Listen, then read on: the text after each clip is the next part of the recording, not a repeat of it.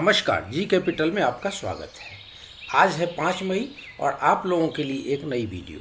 आज बात करेंगे भारत इलेक्ट्रॉनिक्स लिमिटेड के बारे में। वैसे मुख्यतः यह कंपनी डिफेंस सेक्टर की कंपनी माना जाता है, जो भारतीय सेना के लिए इलेक्ट्रॉनिक और इक्विपमेंट बनाने का काम करती है। जब भारत को आज कोरोना से निपटने के लिए वेंटिलेटर्स की आवश्यकता है, तो स्वास्थ्य मंत्रालय ने इसके उत्पादन की एक बड़ी जिम्मेदारी इस कंपनी को दी है। इकोनॉमिक टाइम्स में छपी खबरों के अनुसार India wants defence firms to make medical gear for corona virus battle. मतलब पूरी भारत ये मांग कर रही है कि डिफेंस सेक्टर की कंपनी को मेडिकल के उपकरण बनाने के लिए कोरोना वायरस से लड़ाई में लड़ने के लिए आगे आना चाहिए, और उसके आधार पर ही स्वास्थ्य मंत्रालय ने ऐसा निर्णय लिया है। अब इस कंपनी के आगे के रिटर्न की स्थिति को देख लें तो 1 डे के ऊपर इसका रिटर्न है आज 3% का निगेटिव रिटर्न दिया।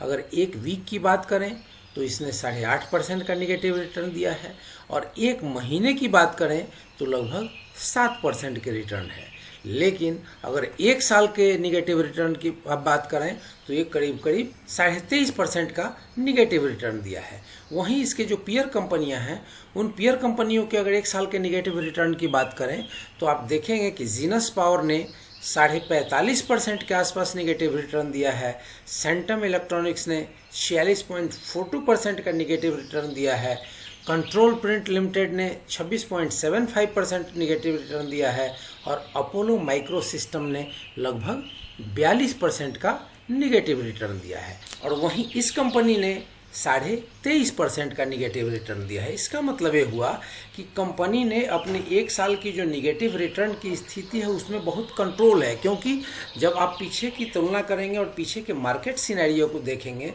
तो आप पाएंगे कि बड़ी से बड़ी कंपनियां भी 40% और 45% गिरी हुई हैं, और इसके जो पीयर कंपनी हैं उनको भी आपने देखा कि ऑलमोस्ट लगभग सभी ही 40% के आसपास गिरी हुई है। इसके पी की तुलना की जाए तो पी रेशियो है 8.71, पीबी रेशियो 1.78 और डिविडेंड यील्ड है 5.04%। डिविडेंड यील्ड बहुत शानदार है, क्योंकि 6% के आसपास 7% के आसपास तो फिक्स डिपॉजिट में पैसे मिलते हैं, उतना तो यहाँ पे फिक्स पड़ा हुआ है। अब सेक्टोरल पी क्या है? इस कंपनी की जो पीयर कंपनियाँ हैं वो लगभग 16.14 के आसपास में मिल रही हैं। तो आधी कीमत पर यह कंपनी मिल रही है अपने जैसी कंपनियों के तुलना में। अब अगर बात करें सेक्टोरल डिविडेंड की, तो सेक्टोरल डिविडेंड जो है वो 1.84% है। तो यहाँ भी आप देखेंगे कि लगभग 3 गुना अधिक ये डिविडेंड भी देती है।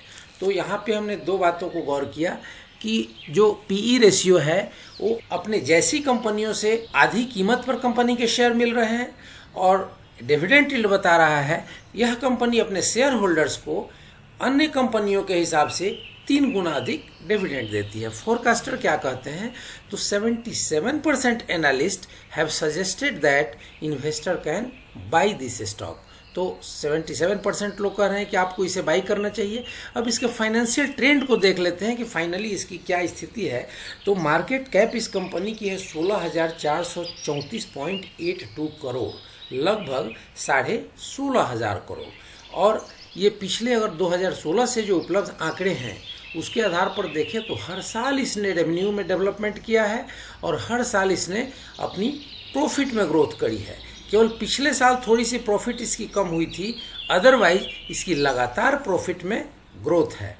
अब इसके प्राइस मूवमेंट को देखने के लिए प्राइस की चार्ट पे आ गए, तो प्राइस की चार्ट पे आप देखेंगे कि आज ये ओपन हुआ था 68.60 रुपये पे, हाई बना रहा था 68.60 रुपये, और लो बना 65.15 रुपये। इसके कारोबार के अगर स्थिति को देखें, इसके ट्रेडेड वॉल्यूम को देखें, तो आप देखेंगे कि 83,49,709 शेयर्स की टोटल ट्रेडिंग हुई है, और 32,43,938 शेयर्स की डिलीवरी हुई है। 38.85% जो डिलीवरी परसेंटेज है वो निकल के आ रहा है। तो एक स्ट्रॉन्ग डिलीवरी दिख रही है, अच्छी वॉल्यूम दिख रही है। तो अब इसमें हमें करना क्या है उसके ऊपर बात करेंगे, और उसमें हमारी रणनीति क्या हो इसके ऊपर बात करेंगे। तो फिर से एक बार हम आ जाते हैं प्राइस मूवमेंट की चार्ट पर।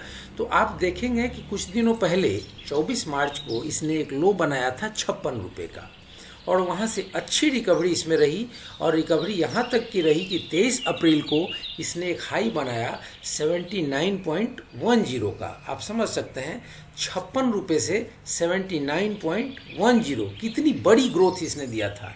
लेकिन फिर से इसमें एक रिवर्सल प्राइस में दिख रही है, प्राइस में कमजोरी दिख रही है और वहाँ से फिर ये लगातार कमज़ोर होकर के और आज आया है 65 रुपये के आसपास में।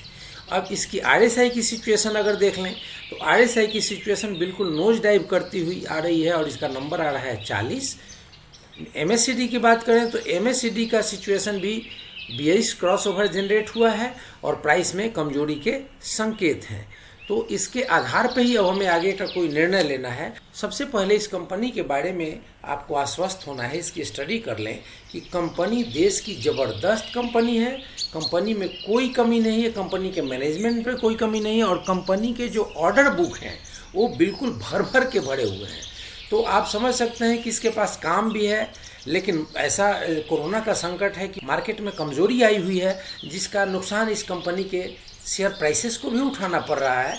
तो हमारे लिए ये बहुत अच्छी अपॉर्चुनिटी है कि ये सस्ते में हमें मिल रहा है और यहाँ से इसमें ग्रोथ की अपॉर्चुनिटी अधिक होगी। तो यहाँ सबसे पहले हमें देखेंगे कि एक हमें सपोर्ट का लेवल दिख रहा है 63-64 रुपये के आसपास का। तो एक साइकोलॉजिकल सपोर्ट है 63-64 रुपये का। आप कल के ट्रेडिंग सेशन में या नेक्स्ट ट्रेडिंग सेशन में वेट करें और अगर एक 64 रुपये के लेवल को ब्रेक कर देता है तो आप इंतज़ार करें कि 60 रुपये के लेवल के आसपास एक कब आपको मिलता है। तो जो नए निवेशक हैं जिनको इसमें एंट्री शुरू करनी है वो 60 रुपये का इंतज़ार करेंगे, 60 रुपये के ऊपर अपनी बाई करेंगे। मान लो कि आपने अगर 100 रुपये की बाई करनी है तो आपने 10 रुपये की बाई 60 रुपये पे कर ली, फिर आपने इंतज़ार किया, अगर उसने 59-58 रुपये पे हो गया तो वहाँ पे थोड़ी बाई कर ली। मेरे कहने का मतलब है कि गिरते हुए क्रम में आपने स्ट्रेगर मैनर में इसमें बाइंग करी और अपने बाइंग एवरेज को मजबूत किया और इसका एक जो लोअर लेवल है 56 रुपया, ये लग रहा है कि इस कंपनी का बॉटम है। क्यों? क्योंकि कंपनी के 1 मंथ के चार्ट पर आप देखेंगे 56 रुपया जो है वो 2014 का रेट है। तो 2014 में कंपनी 56 रुपये में ट्रेड कर रही थी और उस रेट पर ये जा चुका था। तो एक किस्म से मान लिया जाए कि ये इसका बॉटम रेट है। फिर भी अगर उससे भी नीचे जाता है तो अगर आपने 60 रुपये से बाइंग शुरू की है तो आपके लिए तो कोई टेंशन की बात नहीं है। नए निवेशक हैं उनके लिए यही सलाह है कि वो अपनी 60 रुपये के आसपास से बाइंग शुरू करें और उससे नीचे गिरते हुए क्रम में बाई कर सकते हैं।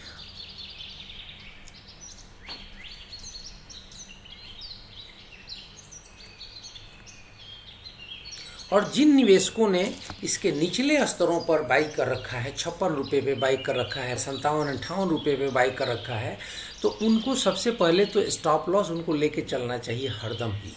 तो अभी जो है जैसे कि 79 रुपये गया था, जो 50 दिनों की EMA 74 की निकल के आ रही है, तो वो अगर 74 अपने 50 दिनों के EMA पे अपना एक स्टॉप लॉस लगाए होते तो वो इतना नुकसान में नहीं होते, उनको अधिक प्रॉफिट रहता। अब इन गिरे हुए लेवलों में फिर एक बार वो एंट्री कर लेते। तो यहाँ पे आपने देखा कि वो आपने अगर मिस्टेक कर दिया तो कोई बात नहीं, अभी भी आप 60 रुपये के आसपास आप अपनी एक स्टॉप लॉस लगा लें, क्योंकि अगर 60 से नीचे की ओर आता है तो आपका पैसा, आपकी पूंजी सुरक्षित रहे और फिर आप नीचे के स्तरों में इसमें एंटर कर पाएँ। ये तो हुए 2 लोगों के लिए सुझाव, जिन लोगों ने नए निवेश करने हैं और जिन लोगों ने निचली स्तरों पर निवेश किया है। किंतु वे निवेशक जो ऊंची दरों पर निवेश किए हुए हैं, जिन्होंने 68 रुपये 84 रुपये के आसपास निवेश किया है, उन लोगों को अब कुछ वेट करने की ज़रूरत नहीं है। 65 रुपये से नीचे के क्रम में जितने भी नीचे जाता जाए अपनी बाइंग बढ़ाएं और बाइंग बढ़ा करके आप अपने पोर्टफोलियो के बाइंग एवरेज को कंट्रोल करें। और यहाँ से जब रिवर्सल होगी प्राइस में तो आप देखेंगे कि आपको ज़बरदस्त मुनाफा हुआ और ये कंपनी आपके लिए एक मल्टी बैगर सिद्ध हुआ।